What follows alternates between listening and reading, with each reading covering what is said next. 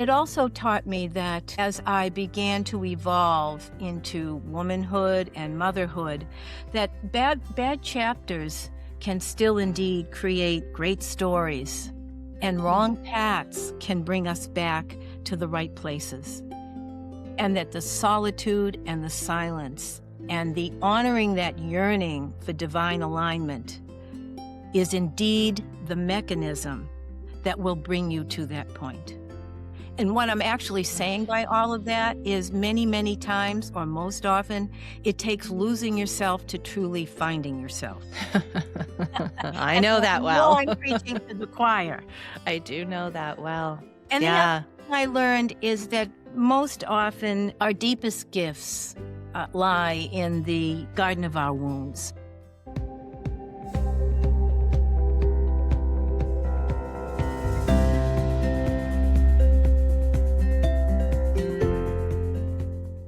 Welcome back, my friends, to the Daily Surrender. I have another very special guest for you today. My dear friend, colleague, and a woman that I consider to be a mentor in my own life, Kathy Connell.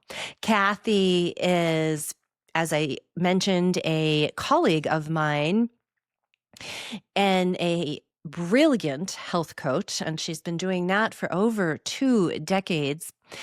And she's someone that I consider to be a very true, wise elder. We met almost 10 years ago now at a school that we both attended, the School of Applied Functional Medicine, as we were deepening our understanding of the human condition and physiology so that we could help our clients. But what Kathy is going to bring to today's conversation goes far beyond any specific framework or modality.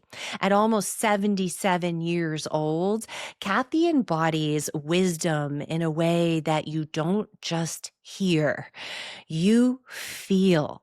Her presence carries love, it carries confidence, it carries deep embodied faith and a kind of grounded knowing that can only come from a life well lived and deeply listened to.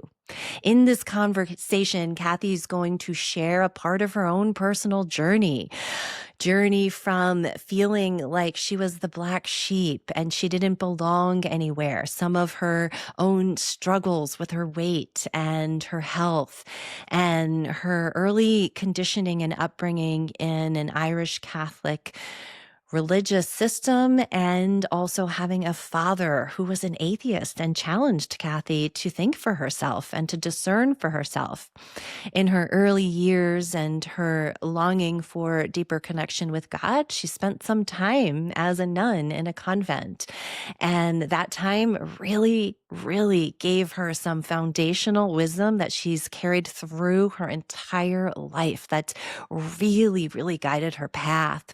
She shares about her early years of marriage and motherhood and how it ultimately all led her to be this wise elder that embodies this truth that she brings into all of her relationships and her healing work as a coach. One of the themes that we're going to explore in today's conversation is the theme of unbelonging. The very courageous and often uncomfortable process of loosening our attachment to worldly systems, identities, and conditioning that we can remember so that we can really remember our true belonging with the divine. Kathy doesn't just speak about this.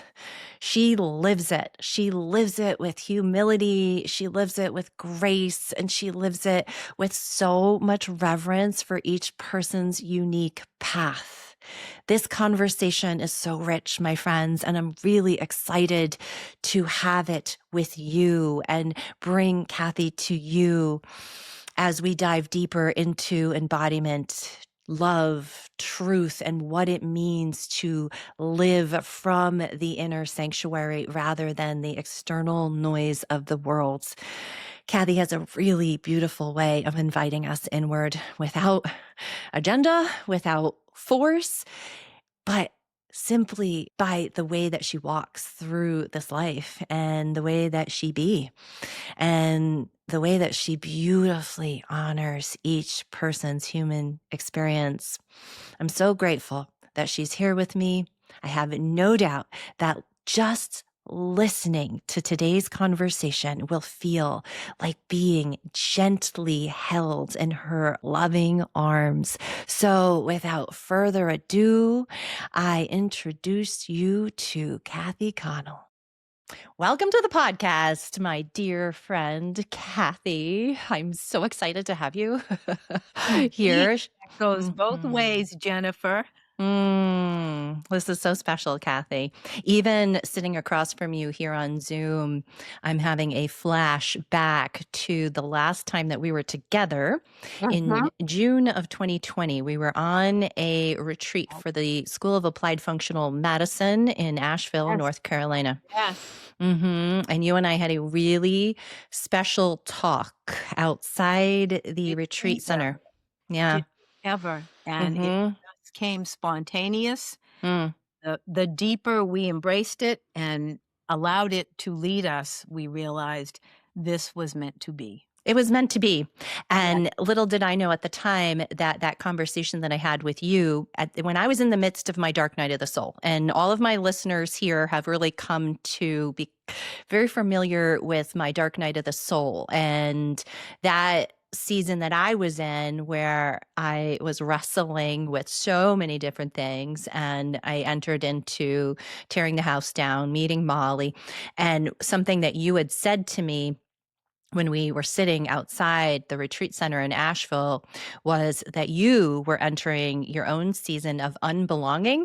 And I'm going to ask you about that as we get closer to the end of this episode, because when when you shared that you were entering a season of unbelonging as you crossed into your 70s, and I thought, oh, my nervous system said, because I was so programmed to belong to all the worldly systems, and it felt so terrifying to me when you said to me that you were going to unbelong so that you could better find yourself and deepen that relationship with God. That put a spark in me. It planted a seed, I should say, planted a seed that took me years to understand and then give myself permission to enter into my own season of unbelonging. So we'll talk about that a little bit more in this podcast. Yes, yes, yes. Yeah, I really, really I really wanted to have you on here, Kathy, because you are a woman who, to me, is a wise elder. You, just by being you, do such a beautiful job guiding other people because you live so embodied with truth. You live with this confidence in what you know because you've walked through a lot of things in your life. So we're going to take it all the way back to your early days in childhood. You were raised as a good Irish Catholic girl, right? Indeed. Indeed. Yes. Yes. Yeah. And your father was, as you say, a devout atheist. He was an avowed atheist to the end. I was born Mm. into an Irish Catholic family, Hmm.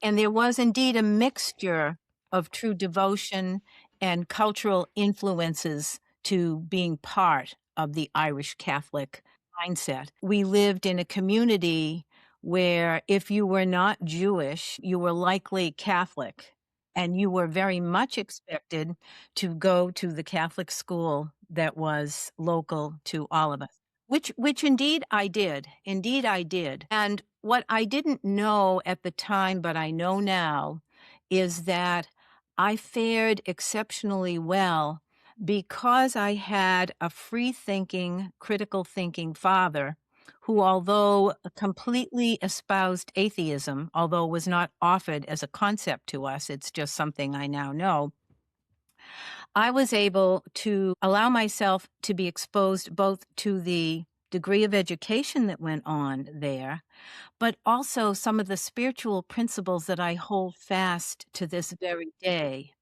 but minus the force-fed curriculum of it all, if you will. so that I was able to own it in a very different way than some of my colleagues and cohorts that are my age today that were the product of complete, total brainwashing and manipulation at home, although all meant well. Cramming precepts and practices and traditions down children's throats and requiring all of that attendance, which they didn't understand suppressed the actual intimacy that we are wired to have with the divine. So I fared very, very well.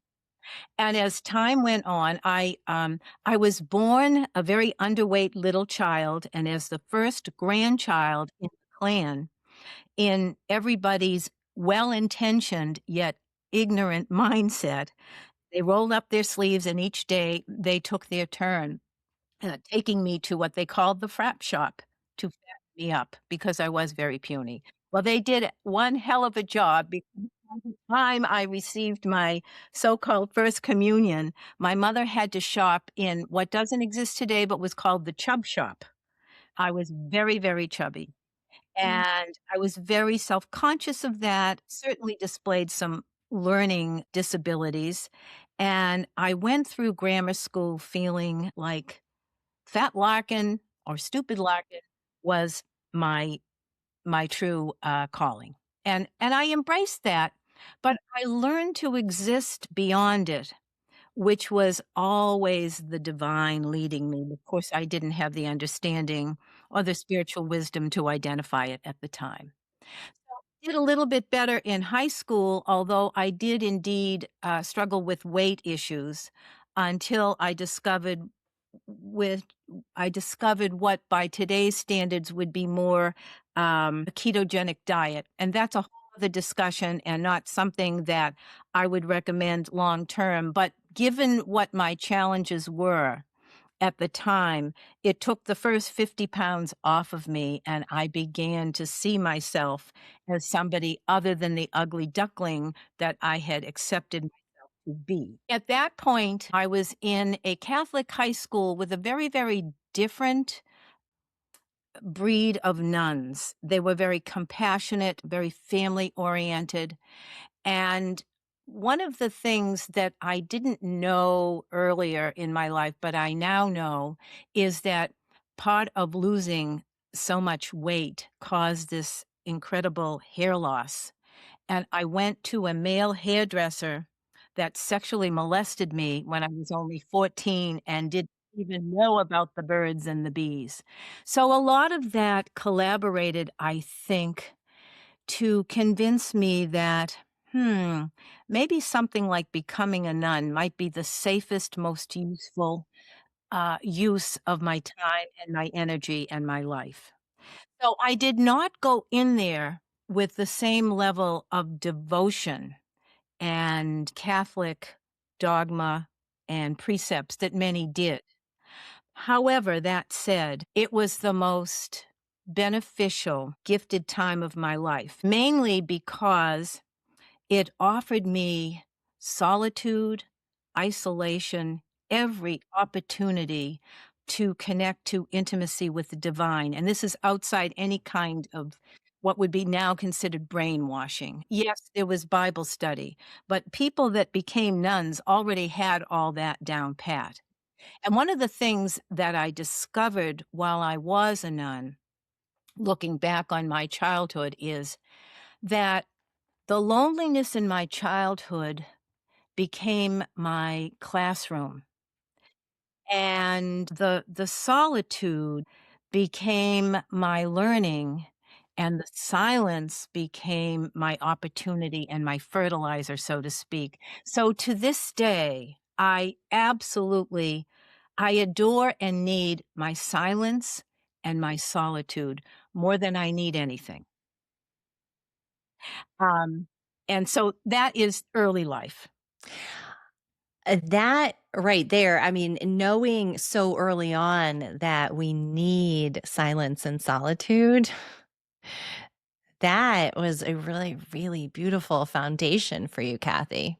Indeed, yes, solitude and and isolation and long moments of silence. And what I ended up with post Catholic nun experience, I came out knowing exactly, maybe not the full Monty of what I did believe, Mm. but I knew who I was, what I believed, and I didn't need any validation from any other person. Now, who at 21 can say that? Now, that wasn't that I knew what I Yeah. believed about every subject, Right. but I I had a level of discernment to know that I had to remove myself from any kind of group church experience in order to feed the true intimacy that we are wired for. Although it may have taken me years to be able to articulate that as I can now. Kathy, you are one of the most faithful women I know. Oh my good. You are truly, you're a mentor for me. Well, thank you. And you embody Christ through the way that you live. Like, I know that because I know your heart. I can feel the love that comes from you that you live in.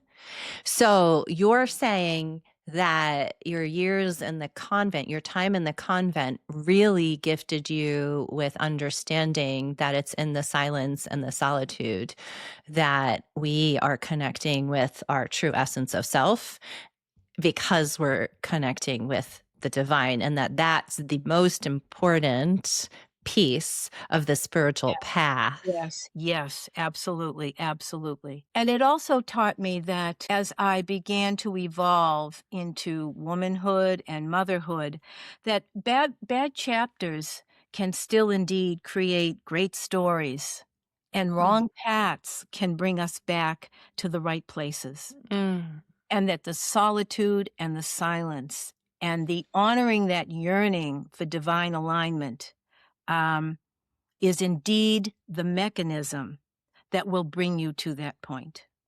And what I'm actually saying by all of that is many, many times, or most often, it takes losing yourself to truly finding yourself.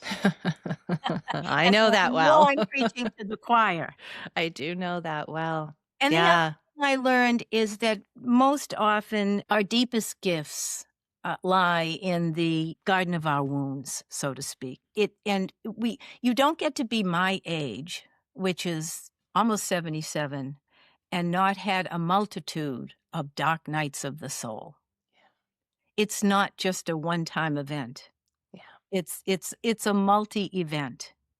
And while nobody seeks to suffer, so to speak, when you've gone through many of those dark nights, you know when one comes knocking that you must accommodate it, embrace it with trust, with faith, with curiosity, with wonder, with awe, until you see that light at the end of the tunnel that invites you out. And it's a sort of, well done, my faithful servant, well done. Mm.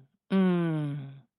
So today at almost 77, you can say that with full confidence. Absolutely. And you know that the dark nights of the soul are for us. They are. They Yeah. are. And They throughout your years, in between the early years of having that foundational wisdom are. gifted to you, that silence and solitude really are imperative to being able to embody this truth. Yes, yes, yes. What can you share with us one of your dark nights of the soul along the way in your lifetime that perhaps really taught you a lot, that grew you a lot once you dropped your resistance to the suffering that led to some ascension? Mhm. Oh, let's see, there are several. One was a period of time when I had very much campaigned to get my children into what they called an alternative school, and Mm. by that, I mean, honoring education, but allowing that force-fed education was as dangerous as force-fed anything. And, of course, I You were married born a critical thinker, my friend. Yes. I married a man who went all the way. He had a PhD, and I had found a school that for the children that in truth, they really did pick their own curriculum. If they wanted to read at age 5, why, there was a class that they could go to and learn to read. And by the way, if they had joined a class, they were absolutely expected and required to complete all of the requirements of the class. The only difference was it wasn't shoved down their throat. Now, should they choose to not want to read till age 12 or 14, that's fine. They can do that. And the interesting thing is that so many people had said to me that, well, my goodness, without force-fed curricula, your children aren't going to do anything. One of my children did indeed wait till age 14, and her entire summers were spent reading books after that. So who's to say? There were a lot of things that threatened to crash that opportunity. There were financial decisions and financial setbacks. In the midst of all this, my husband lost his job, and we were never folks that ever turned to parents for any kind of support or help. And I remember just knowing that purity of heart and wanting and living the best for my children will provide. So it came to the point where, and there's a whole lot that happens in between this, but it came to the point where I had pretty much resigned myself to the fact that we were going to have to put them back into the system of things. And because the money wasn't there, and we didn't even have enough money to pay for the next 2 house payments. And I was cleaning houses on the side at the time. Oh, Kathy, I did that when my husband I was out loved of it. work. I loved it. 6 Loved years. it, loved it, loved it. I would Yep, still me do too. it every day. Mhm. Well, my husband would come over on a Saturday when I would be cleaning 2 double-decker homes, 2 huge homes, 6 bathrooms on hands and knees and that type of thing, which didn't matter. But he'd come over with my daughter in the car seat and a great big Dunkin' Donuts coffee back in the day. And one day he came and he brought this, it was a sandwich bag, and he called me outside and he said, "Oh my goodness, you have to look at this." So when I opened it up, and there were clearly a couple of $1,000 worth of cash in this bag. He was driving along, and outside the school where my children went, he saw this bag blowing in the wind. So I was going to go to the police station and turn it in when the gentleman that I was working for said, "No, no, no, no, no, it's a very crooked town. Don't do that. Hold on to it." So what we decided to do was to take an ad out in the paper saying, "If you lost anything in the vicinity of, please write to this post office box," with the understanding and the decision that if anyone came to claim the money, we would retain the money left that was paid to take out the ad, etc. Well, nobody did. And in the end, it was within cents of the 2 months of house payments that were due. So I chose that story because the validation. Now, I'm not certain at all that my husband retained that aspect or that manner of looking at it, but that was such a turning point for me that said, "Okay, Kath, your purity of heart and your honoring your yearning is the most powerful ally you have. Do not denounce it, and absolutely don't let anybody tamper with it." And I never did. And it has grown and grown and grown. That's Mm. such a beautiful story.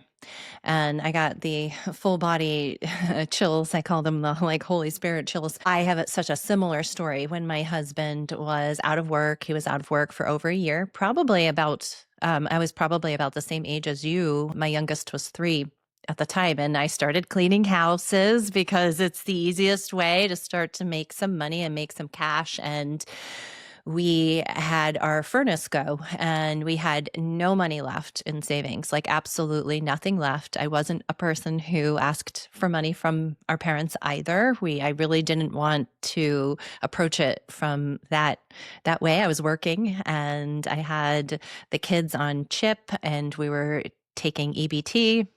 Which was very, very, very humiliating for my husband. But I had said, that this is why it's here. We have worked since we could get working papers when we were 14. And anyway, we had this big bill to pay to replace the furnace. And my father was digging through his attic and he found a box of very, very, very old broken dolls that one of his bachelor uncles, when he died, who was a hoarder, had left my father. He left him a bunch of just old toys and things that he would collect, and most of it was junk. And my dad said to me, I don't even know if this is worth anything, but if you want to take it and sell it, it's yours. And so I took it. And when I tell you it looked like just absolute garbage, it was like heads and arms. And I had a running buddy at the time, and her parents were antique dealers. So I said to her, I said, I have this box of dolls. Can you just ask your parents where I should pursue looking into whether or not they have value? So she contacts her parents, and that following Friday, her parents just so happened to be going to an antique doll show. And they said, we'll take the box if you want. We'll just take it. You know that if we sell it, they take a portion of it for commission, Jen. I gave them full permission to sell it for whatever they could, if they could get anything. And I'm thinking, I don't know, $100? Kathy, when I tell you, it was almost to the penny what I needed to pay the furnace, like down, like pennies here. The check after commission was taken away. Well, and I mean, just the most random thing. So whether it's money that comes blowing your way in a baggie and it pays the next two mortgage payments, or it's a box of broken dolls that you just so happen to find somebody going to an antique doll show who could sell it for you. Those are the ways that I believe that God reinforces our faith and says, hey, it's like, hey, divine tap on the shoulder, continue.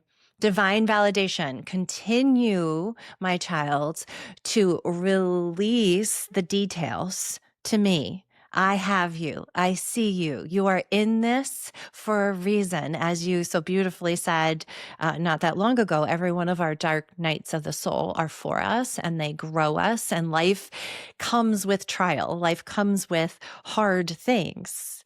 And we can't always change our circumstances, but we can change how we approach them, how we perceive them, what we do with them, our attitude in them. Absolutely. Right? Absolutely. And another way of saying all that is that a fine wine does not occur from raw, mature grapes. They must be crushed. Mhm. They must be crushed. And it's so empowering to consider that those seasons of being crushed will indeed manifest in something that will serve us forever. Absolutely. And it's for us to trust and to believe that, right? We're being asked to believe, and faith is walking without sight. The crushing of the grapes, you gave me a book after Molly died, and it was by T.D. Jakes. Oh, yes, crushing Yeah, was about crushing. it Yes, was. I forget the yeah, title of it, but it yes, was all yes, about the crushing. yes, And I yes. remember being in the heavy of such a good book and was in the heavy throes of grief. And when you're in the midst of a trial and it's almost like a tidal wave and you're at the peak of this tidal wave and it's hard. Like it is hard and it is painful. That's where we often don't necessarily feel the for us. We don't feel that wisdom that's coming, that No, we growth. don't, we don't, and Mm-mm. oftentimes I have likened that to I was talking about a dark night of the soul with a very close friend who like you is very devout. And I said, the way I just described this set of circumstances, you might think that I was depressed, but Yeah. indeed what I would like you to visualize, think of Christ carrying his cross, the seasons of the cross. Okay. He was using every nerve ending in his body to sustain the blows and the suffering and the anguish. Was he able to perform miracles at that point? Absolutely not. They weren't flowing from him. He wasn't depressed either. He was just responding to his crushing is Calvary at that very moment, and that's the way I perceive most of those situations to be. Yeah. Yeah. And we're provided for. And that's where when we are in that posture of receptivity, right? So coming from belief, right? So we're believing that this comes with purpose, this too shall pass, and we're abiding in hope. And so abiding in hope is abiding in love, really embodying that love, that divine love that never leaves us ever, ever, ever. So the hope is that we're not abandoned. Hope is not, I hope this circumstance will change in this timeline that I'm dictating. So then that becomes something transactional. Hope is something that never ever leaves us. So we know that we're never alone. And when we're in that posture again of receptivity, that's where these seemingly miracles come our way. Right. And I mean, there's miracles are happening all around us at every moment, all the time. But eyes wide open. We need to keep the eyes wide open. And so many of us miss it. So many of us miss the baggie of mortgage money blowing by us, or a box of broken dolls that is the provision that we need, or the girlfriend that sends us a specific book that helps us to lean into the crushing, even when we feel the pain of the crushing and we think we can't go on any longer. But we're going to choose to abide in the hope. We're going to choose to believe that this too shall pass. This too is for us. It's growing us. It's refining us. And when we look at the journey of being a human, or actually a soul, I should say, a journey of being a soul, it's it invites us to higher states of elevation, but it's forward and then it's up, and then we go forward and then we go up, and challenges will continue to come along our path, right? But those challenges are helping us to ascend, go forward, up, forward, up, forward, up, forward, up. Without them, how would we know what we know and really be able to embody it? We wouldn't. Yes, yes. The hope you just Mm-hmm. described is a conviction of the soul. Mm-hmm. Um, it is an address of the soul. I'm sure you get into a lot of discussions with clients and friends and like-minded people, as I do, about the whole concept of forgiveness. And it's amazing to me how people look at it from such a shallow surface point of view, as if it's some kind of a choice. And in truth, the whole notion of forgiveness, it's an address of the soul in which when you get there, you have forgiven anybody who has yet to offend you or assault you. It's not a choice. The only choice that you have in the matter is to choose to not hate.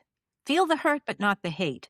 To choose to not take the cookie of resentment and eat it and engage in it. If she says this to me, I'll say that to her. If he says this to me, I'll say that to. Those are the only choices that you have. But once you reach that conviction of the soul, all of what we're talking about just flows. It's not a product of the intellect. It's an No, soul. It's it an is. address of the soul. I love that. An address of the soul. Yes, yes, yes. Mhm, And it has mhm. nothing to do with what you actually own or have at your own physical address. I'm well convinced that I could lose all of this, that I appreciate each and every day and still have that overwhelming sense of gratitude that fuels my each and every day, as I'm sure you do as well. Oh, I do. Yes. Yes. It's taking me I mean, we're all in our own journey. I almost said it's taking me a bit Like, longer than it did you. And I'm like, what in the world would you say that for, Jen? There's no competition. I mean, time is an illusion. And when we look at it from a soul's perspective, the soul is eternal. So our experience right here, right now, as a human is just one tiny little blip up against eternity. So we can put so much pressure on ourselves to, get it right now and then beat ourselves up with this metaphorical baseball bat because we start to feel shame and guilt and blame that we haven't gotten it any earlier. And that in and of itself is such a waste of our That is time. another detour. It's a And detour. whether folks understand it or not, every soul is enfolded in the warm energy of divine love. And not everybody awakens to that, but the opportunity and the invitation is always there. And when you really do awaken to it, you realize that that is the source of fulfillment. And as that grows, the yearning grows. And as you honor the yearning grows, you become it. You and I have had conversations about what true prayer is, and ultimately, we must become the prayer. We must become the prayer. Can you share more about that, Kathy? Yes, yes. So, I don't know if this is the point at which you want to talk about the unbelonging and some of the fruits of all of that. Let's Uh, go with it, Kath. I yeah, mean, yeah. this is So, I just, mean, just all unfolding as it's supposed to many, unfold. many things that I learned. I think even when I shared that with you on that lovely retreat, the notion of unbelonging, I had been aware for quite some time that to the extent that you belong to or joined anything, to a greater or lesser extent, you didn't truly belong to yourself. Now, does that mean that you can't join something or you can't be part of something? Certainly not. But it can become an endeavor that begins to steal time and attention and or introduce distraction from your true journey. And so that's part of why today I'm not part of any organized religion, so to speak. That said, I could happily accept and be very, very grateful for an invitation to any Judeo Christian service and walk away feeling grateful, fulfilled, uplifted, etc. But when you realize that you are chosen, it's not that you rebel against either the religion that you were brought up in or the religion or the church that others have chosen. It's more a matter of outgrowing it. You outgrow it. It's you don't need the stage. Music is beautiful. You don't need the music. I often think about how most Christian religions yearn to teach about what Jesus came to teach. But truly, Jesus came to teach us about the pitfalls of religion. He didn't preach he was a simple man. He didn't preach doctrines. He taught us how to live. And while all those things are lovely accoutrements, if you need to wait till Sunday go to meeting for that intimacy, it's not taking you far enough. Perfect example. Let's say that you had a neighbor, we'll name her Tracy, and Tracy was a huge icon that many recognized as somebody that had great knowledge and talents. And I knew that you were a neighbor of Tracy, and I might say to you, Jen, would you be willing to introduce me to your lovely neighbor, Tracy? I'd love to meet her. And you would probably say, certainly, Kath, it would be my pleasure. And you would set up a meeting, and I would meet Tracy, and we would have a lovely, warm, cozy time together. And perhaps we would discover that we have much in common. But let's say as life goes on, I felt the inclination to reach out to Tracy many, many times. Would I have to call Jen to go to Tracy? Or would I go straight to Tracy? And so while it is not an objection to organized religion, it is something I discovered in this whole magic of unbelonging is that in most cases, it does not take you far enough. It brings you back to the doctrines. It brings you back to the principles. It brings you back to the traditions that are meant to be inroads, but it's like a vicious cycle. Whereas when you learn to step outside of them and develop a true trust, a connection, an intimacy with source or the divine, those things you can take or leave them and appreciate them and have gratitude, but they short circuit the ultimate. if you let it. So that is what I learned from the unbelonging. The building doesn't define your faith, and the crowd doesn't confirm your faith. And what do you carry away when the noise ends and the crowd leaves? What do you really carry away? And by all means, I have to say that my closest friends are deeply devoted, mostly women, some men, that are amazing Christian parents and very devoted to their religion. And it is never my intention to say anything of detriment. I have so much respect for how that religious connection has conditioned them to be wonderful parents.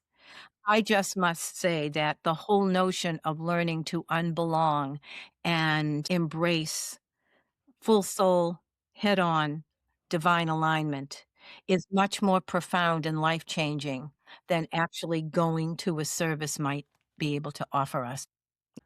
Yeah, I very much resonate with everything that you're saying. And in 2020, when you had shared that with me, and it wasn't just unbelonging to religious systems, but it was also some other things in your life. The seed that you planted in me at the time was one that at first felt really uncomfortable. And it felt uncomfortable for me because up until that time, part of my dark night of the soul was in it, it was inviting me to take a look at how I didn't feel like I knew enough, like I wasn't special enough to know truth of any kind. I always was looking to people or things that I deemed to be authority figures. So having this, I'm going to call it like a limiting belief, a construct of my mind that started early in childhood for a variety of reasons, I approached my life in a way where I was always seeking outside of myself. I didn't know how to sit in silence and listen because if I sat in silence and stillness, that meant that I would have to trust what I heard, and I didn't trust myself. So, and I had been feeling a discontent, which I now know is divine discontent, for a really long time. I had been involved in many, many, many different denominations of Christianity throughout my entire lifetime, everything from Catholicism to, oh my goodness, I can go on. And I was like, Catholicism. I mean, I did a good stint in the Evangelical Free Church, which is very fundamentalist, that definitely did more programming damage than any of the others. Some of them were more ceremonial to me, and it was like a ceremonial cloak that I would put on, like in Catholicism. And others really did grow deep in my relationship with God. But what I was missing was the authority is within me. And so when I was bowing to whatever doctrine, dogma I was participating in, and even if there was a voice inside of me that said, this doesn't feel right, that doesn't resonate with me, I couldn't allow myself to challenge that. And so when I started to feel that little uncomfortable seed starting to grow and sprout and grow and sprout Sorry in about that. me, oh, I'm so grateful for it. When I started to feel that, it became incredibly liberating because that dark night of the soul really invited me into a season of tearing the house down, taking a look at all of my limiting beliefs, these mental constructs that were thickening the veil, so to speak. So my veil was very thick between the divine mind of God that is within me, the truth that the kingdom is within, and all of the programming and conditioning that had led me to walk around thinking that I wasn't special, I wasn't good enough, I was always wrong. So therefore, I must seek out authority figures that will tell me if I'm quote unquote right. So the more that I sought truth, the more I found truth. That is a truth that I hold fast to, that is reflected in scripture. Seek and you shall find. And then we also know, and the truth shall set you free. So the more that I found truth, the more freedom that I experienced. And I started to realize that God cannot be contained to a box. And I started to allow myself to really be the critical thinker that I actually am. The more that I recognized that all of these constructs I walked around with were just false identities. They're not my true identity. They're absolutely not my true identity. So I'm like, okay, if you are not my true identity, then I start to dissolve you and drop you. I started to experience God in bigger and bigger and bigger ways. And God is infinite. So God cannot be contained to four walls. And we have over 40,000 different denominations within Christianity alone. And that's only the religion of Christianity, right? So if there's over 40,000, who's right? So who's got the right dogma, doctrine, theology, theological interpretations, precepts? Who's right? And I stopped listening to all the external and I started trusting the internal guide that I have within me and getting more and more comfortable in a season of unbelonging. And for me, I really actually needed to declare in a way that I was unbelonging and step back from a lot of things that I was very, very involved in so that my nervous system could catch up to my elevation in my consciousness. So you and I know that God is consciousness. So God is residing, hanging in our consciousness. So when we're elevating our consciousness, we're elevating it into that of the divine mind of God. This is embodying Christ consciousness, which is what Jesus did. So the more that I've done that, the more that I have strengthened my ability to hear, to listen, confident. I'm no longer threatened by other people disagreeing with me or telling me that I'm wrong, or my fear of going to an actual literal hell. You know, I lived with that. My nervous system was really programmed with the hell bent. And the hell bent, yeah, hell bent. It was hell bent. I'll say that. I definitely had that, because if you get any of it wrong, then where are you going? You're going to hell. And I started to challenge the idea that our Heavenly Father is love, and anything rooted in fear is not God. It's not from God. It isn't God. So I've played around with that a lot. So it's like the edges of that, as I've allowed my nervous system to really heal from all of that. So you came from a very, very, very different background, because you were raised Irish Catholic and your father allowed you to have a free thinking mind because he was an atheist. And how cool is it that you had that foundation? Very, very gifted. I wasn't forced to drink the Kool-Aid, but I Yeah. was able to enjoy all the cultural accoutrements that were Mm-hmm. associated with it. Mm-hmm. And Mm-hmm. what you describe so beautifully is what I often share with people, in that when you are a young child, before your identity has even begun to develop, before you even know that you are, so to speak, energies, entities, families, culture, beliefs, education, etc., all collaborate and create what there are many words for, but I like to call the not you. But because it's introduced at such a young age, it grows up right alongside of you, and it knows exactly how to talk to you through your fears and your weaknesses and your lack of confidence, in such a way that you really believe that you are being prompted and this is coming from you, until you actually recognize that this is not you. And there are probably several inroads to that. I have a personal morning practice that has allowed me a sense of objectivity to feelings and emotions and reactions that give you that car length of opportunity to be able to see, is this coming from divine alignment or is this a product of the not me? And at a certain point in time, when you continue to welcome and allow that discernment, that not you dissolves and you don't have to work at it. Because life is a series of spiritual warfare. It cannot be defeated through the intellect. We can't experience God through the intellect. We might be able to create an encyclopedia as religions do, but we don't have that intimate knowledge. We don't have that grounding, and we will never have true discernment. We have to keep learning it, but it will never be our own.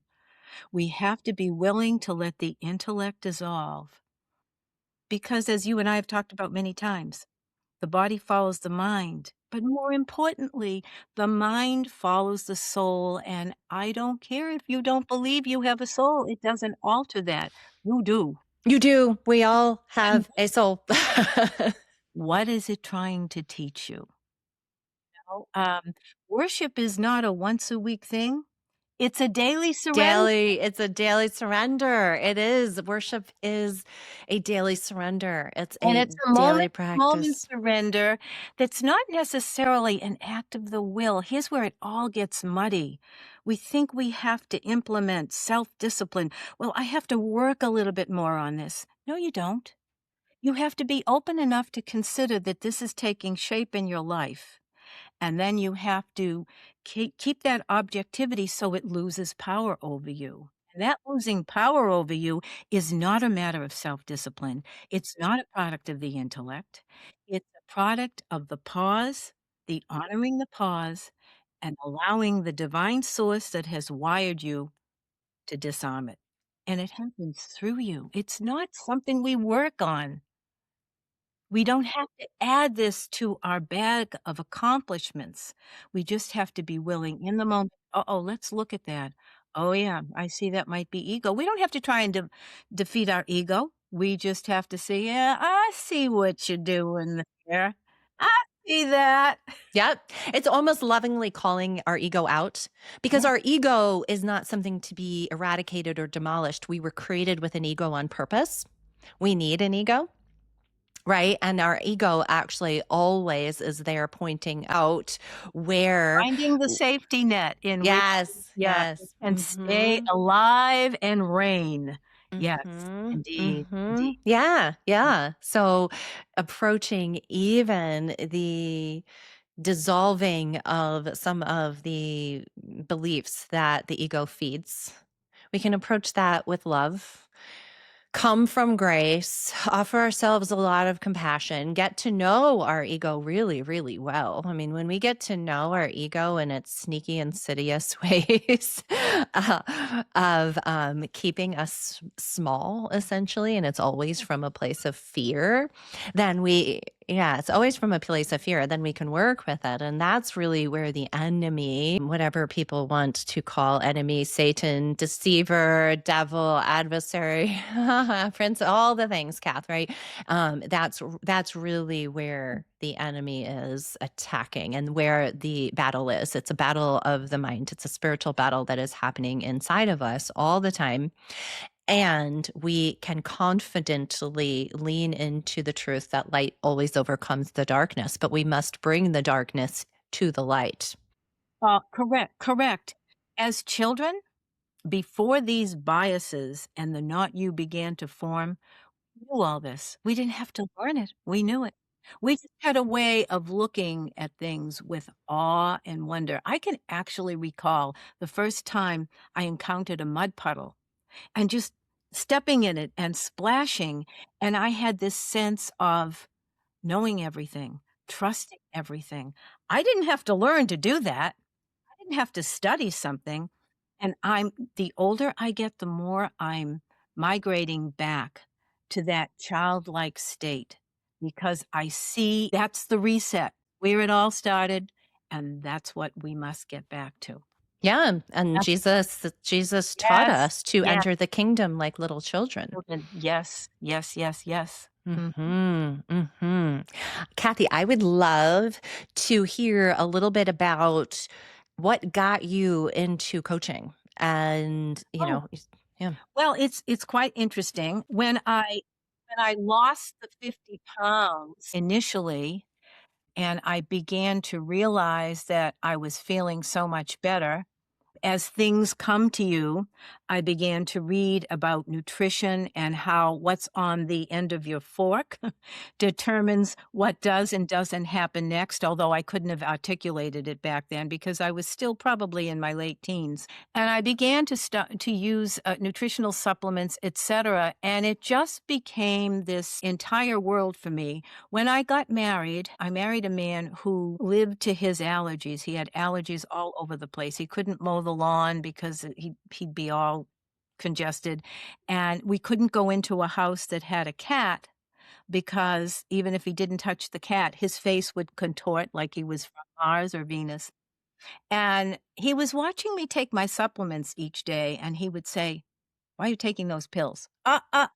It's in pill form. I'm taking food. I don't take any drugs." So fast forward, and by the way, the rest of his family, his sister had to go for allergy shots. She had a lot of issues and still does to this day. After about 2 or 3 years down the road, he said to me, I've watched you. I've never known you to be sick. I've seen you vibrant and healthy, never seen an allergy. If you were me, what would you do?" And I said, "Well, allergies are not a disease to be overtaken or defeated. It's a failure of the immune system." So, without knowing much more, I would begin to build and strengthen the immune system.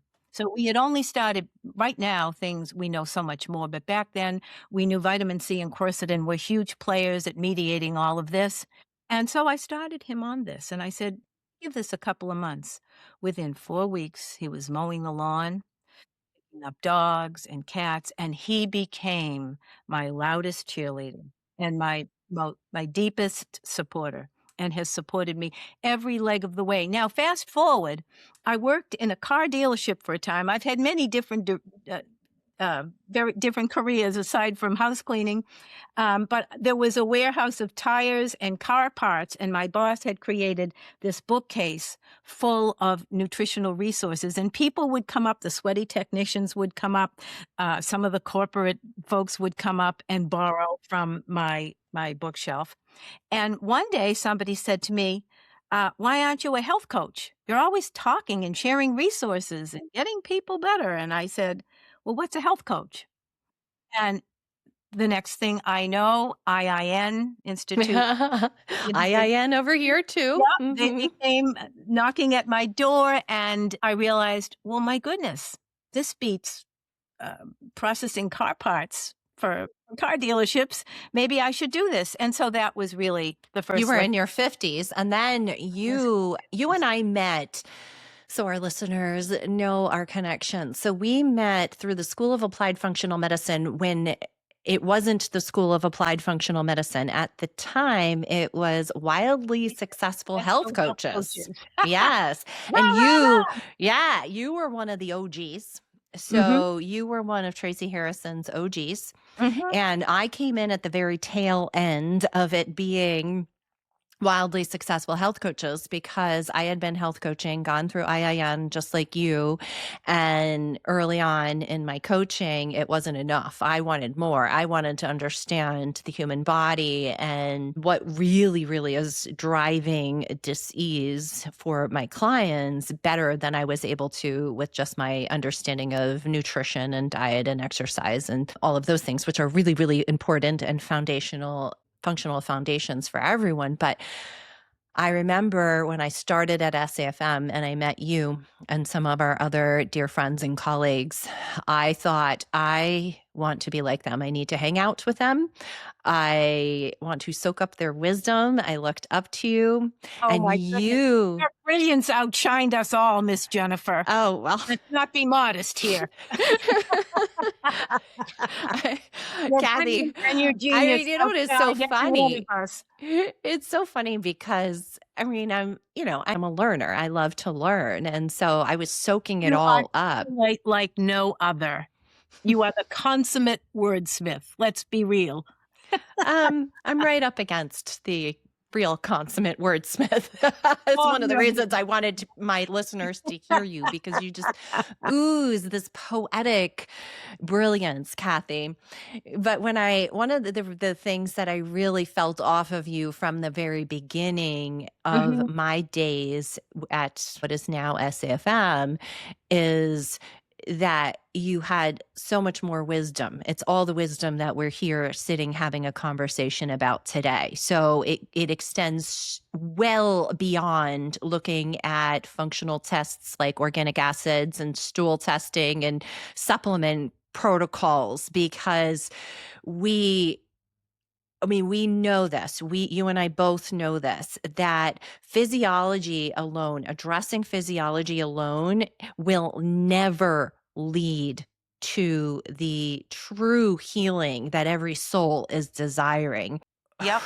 How have Can't out you supplement the nervous we system. cannot. We can't. And I tried, trust me, because I had quite the dysregulated nervous system and I Mhm. tried all the things. I mean, Mhm. you could take all the adaptogenic herbs in the world and, cortisol, mediating supplements and all the things. And it's never going to replace the inner work. It's never going to replace us taking a look at where we are living out of alignment with our divine design. When we're out of alignment with our divine design, that will dysregulate your nervous system because Absolutely. It will you're always mhm, gnaw at you and it will manifest differently in different people. But at the end of the day, I have seen so much clear up mm, when the nervous system calmed down and then the subconscious updates like our computer does, and old memories and old wiring just dissolves. And then the body can do what has actually been created to do. We are primed for health, not illness. We keep talking about illness, but we're not honoring the fact that we are indeed primed to be healthy. yes, we are. Yes, we are. Mhm. So you're still coaching. I am still coaching. I am Yeah. still coaching. And as I shared with you recently, quite interestingly, the people that find me are people that may initially come to talk about supplements, but they stay because they want to understand more about where they are detoured on this whole process. They might be not be calling it divine alignment, but they're hungering for the food to feed their soul, to reconnect to all of that. And it's amazing to me that I find myself at this place in time. And what you described as wise back then, I do not think that I saw myself that way at all. I was just being me. And I probably would have dismissed what you had to say with, well, when you're my age, you have a bit of wisdom. Since that time, have learned how exactly I need to prioritize that connection. I need to be that connection. It's beyond words. And it doesn't come through me. It comes from learning and mastering the pause such that the wisdom just flows. Mhm. And I've stopped scripting things that I absolutely were frantic about needing to script all along in my endeavors. Right. Right. And in stopping scripting, you really allowed yourself to be a clearer vessel because Yeah, that's what we are. We're vessels. living And the vessels. people that come to us, our clients that find us, they find us because we become the energetic match for what they need at that moment in time. Indeed. And we don't have to seek them and they don't have to seek us. No. Look at that moment in time that brought the two of us together. Mm-hmm. The Mm-hmm. conversations, the richness that has ensued since then between us. Mm-hmm. Oh, goodness, absolutely. I mean, there was no way you and I weren't going to have conversations about God. Every single conversation we've ever had from the time we've met has always found its way right back into a conversation, one way or another, about God, the divine truth that really is that compass that moves us forward and into that state of homeostasis. I mean, our early days, we were in a program at SAFM, not only when we were students, but we were both also employees at this school. And it was a bit of a mastermind group. And that dark night of the soul for me, you remember this, was us collectively running a bunch of functional tests on ourselves. So there was a stool test. I remember I did blood work. We did organic acids, a Dutch test. Yes. So we did a bunch of tests on ourselves because that's part of our learning. So you have clinical experience with yourself, and we're here as colleagues taking a look at one another's results. And I'm taking a look at mine, and I was my sickest client. I mean, if it was a test in school, I would have, quote unquote, failed. There were so many high markers, low markers all over it. And that was my invitation to finally stop seeking fixes externally and throwing the kitchen sink at myself and doing one more gut protocol and one more regimen of supplements and buying one more biohacking device, and really finally stop and go within and take a look at where I was misaligned. And back then I had no idea, like what you and I are talking about now, that thought alone would have dysregulated me and put me into a state of panic, because I was still even stuck in, well, can I do more religious things to align myself, Yeah. please? Because stepping away, Not you going, was mhm, talking to you in such a way yes, that all you knew was to continue to add things, exactly, create the exactly, safety net, yeah, keep it alive. mhm, Yep. mm. Mhm. So how for you does living from the frequency of love, how do you believe that that changes the human experience? I know that's something that you teach your clients, and that you Mhm. curate it to each and every one, because we have to meet people where they are and always. Yes, yes, yes. Well, um, I talk to them about the fact that I don't use that language with everybody, and I'm sure you don't either. Everybody is. And we start with talking about things like you're not a machine. I do say such things as you're a soul. You need music and connection and sunsets and laughter and things like that. And we've been kind of conditioned to sort of believe that we need constant productivity, etc. And when I gain their attention, I say such things as, I don't know exactly where you are on belief systems or a sense of the ultimate, but one of the things I have learned in my many, many years of coaching is that the body does follow the mind and the mind follows the soul. What do you think about that? And of course, some people get very restless and very uptight, and I know where we are, and we stay talking about clinical stuff.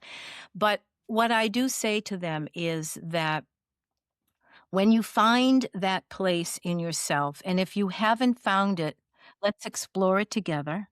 When you find that place in yourself where you, as a child, you knew to trust and to originate from there.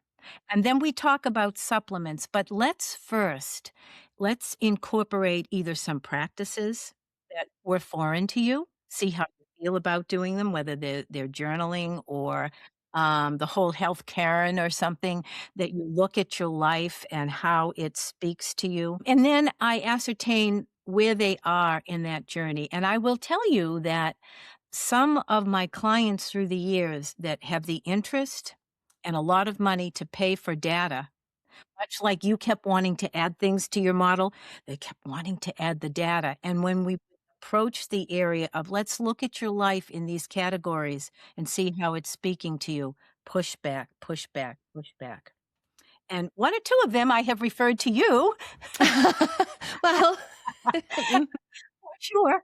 But quite interesting. Those are the people that I find ultimately come back. They might leave after our first program, but they come back. And if they come back, I suggest to them, might we consider that there's another reason that you're here? You've learned a lot from the first 12. And if you just want me to continue to provide resources and a hand to hold and guide you as you walk through this clinical journey, yes. But might we consider that there may be a new level of consideration that you're wanting a little partnership with? More times than not, that is the case. And the door is ajar. It might not be wide open, but the door is Right, right. And that's so important because as coaches, we're here to meet people where they are at, not to force them to be where we perceive they need to be. absolutely, absolutely. And some people, for a period of time, they need the testing, they need the data. And then that might be the thing that convicts them to change. Sometimes they need to exhaust all other possibilities. That was me before taking a look at their, inner self and going inward and taking a look at the metaphysical roots of their disease dynamics. And I today, and I know this to be true for you, I tend to attract the clients who are, to one degree or another, ready to take a look at their metaphysical roots. So they know that I'm here supporting their physiology. I've got their back. I can do so much with a really good set of labs.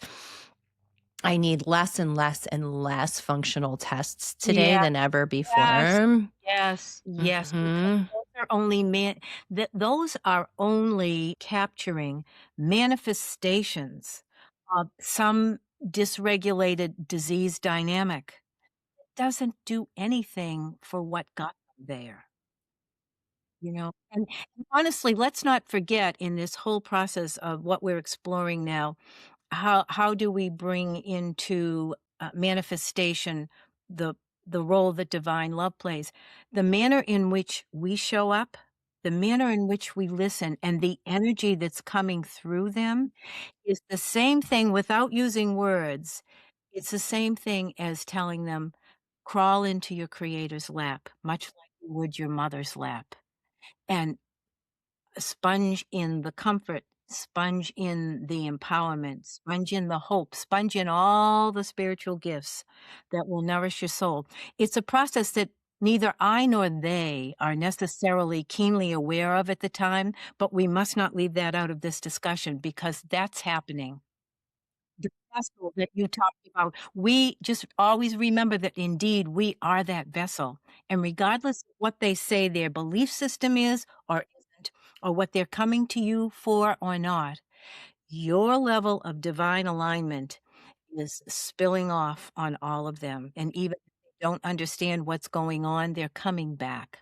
Yes, yes, yes. And that's the frequency The that frequency. you are embodying because of your own inner work and the work that we do on a daily basis, the Our daily daily surrender. surrendering, right? The daily surrendering. And the daily surrendering helps to wash the windows of the cloudy soul. It's helping to thin the veil instead of live with that thick veil that keeps us out of awareness of what always remains, which is the divine mind of God that is within us. So when we are doing our own inner work, we're able to hold a certain frequency, and that is the frequency of love. And we can trust the frequency of love. We can trust truth.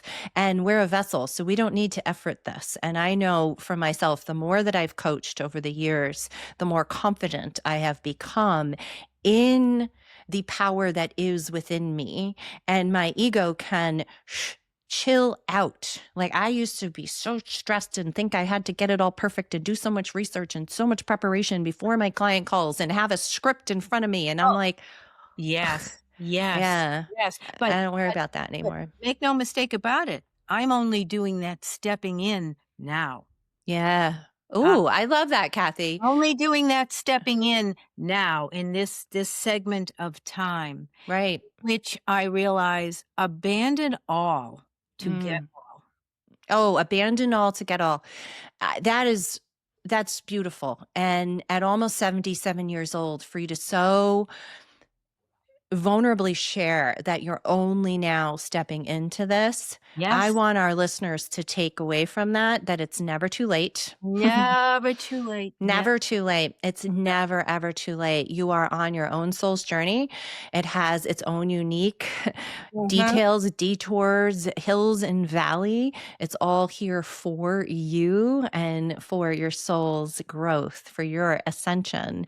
So, Mhm. the inner work that you do, if you were listening to this and perhaps you're not a coach like Kathy and I are coaches, but whatever many roles that we have as human beings, you are effective. You are leaving an imprint. There is a ripple out that's coming from you because of the work that you're doing. The Yep. more that you surrender, the more that you are washing the windows of your own soul on a regular basis, the more impactful you're going to be in the world. You know, we don't go out into the world and change the world because we're on a mission to fix everybody around us. We change ourselves, and when we change ourselves, then we become the change. We become the change. Mhm, And that mhm, we don't even need to understand the mechanism by which that is translated or transmitted to another person. We mhm. just have to sit and honor it and Yeah, allow it to be. yep. 2 powerful words to me are willingness and allow. They are more powerful than any disciplined act of the will. Mhm. Willingness and allow. That that I may see. Not just "Thy will, not mine be done." You must be the "Thy will, not mine be done."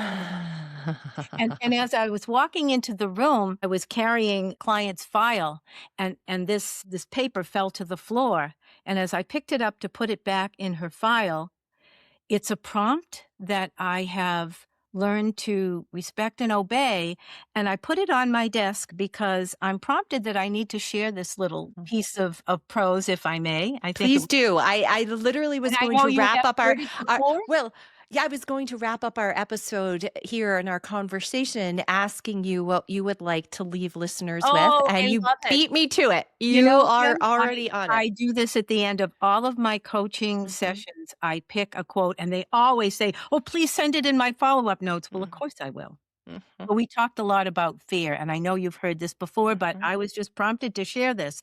This is the little tidbit about fear from Khalil Gibran. It is said that before entering the sea, a river trembles with fear. She looks back at the path she has traveled from the peaks of the mountains, the long winding road crossing forests and villages. And in front of her, she sees an ocean so vast, then to enter, there seems nothing more than to disappear forever. But there is no other way. The river cannot go back. Nobody can go back. To go back is impossible in existence. The river needs to take the risk of entering the ocean, because only then will fear disappear, because that's where the river will know it's not about disappearing into the ocean, but of becoming the ocean. Becoming the ocean. Ooh, there's actually a quote by Rumi. Oh, Mhm. yes. That you are not one drop in the ocean. You are wait, I forget now. Oh Oh, gosh. I know the You know one. what I am? I But do, you I are do. the drop that Yes, is the ocean. Oh my comes the goodness. Now I'm ocean. going to Yes, have to look that up. yes, Maybe yes, we'll put that yes, in the yes, show notes here. yes. Oh my goodness, Kathy, thank you so much for I this wanna really thank beautiful you for having conversation. me. This has been a delight. It's been nourishing, and it's just been something that I will remember for the remainder of my week. Me too, my friend. Me too. And for all of our listeners, thank you so much for being with us, being with Kathy and I here. We know that we're bending time and space. So whenever you are listening to this, I know that you are part of the energy of this conversation. If this has blessed you, I ask that you please share it with a sister, with a girlfriend who might be encouraged by this conversation. Rate, review, leave a comment. That helps me to get the message out to more people. And as always, continue the daily surrender and stepping into the abundant life that God has for you. Indeed. God bless you all. Thank you for joining me on the Daily Surrender. If today's episode spoke to you, I'd love to hear your reflections. Send me a message, share this with a friend, or leave a review. Or remember, true healing and freedom come when we let go, surrender, and trust that God's way is so much better than our way. Until next time, my friends, keep surrendering, keep rising, and keep walking in peace.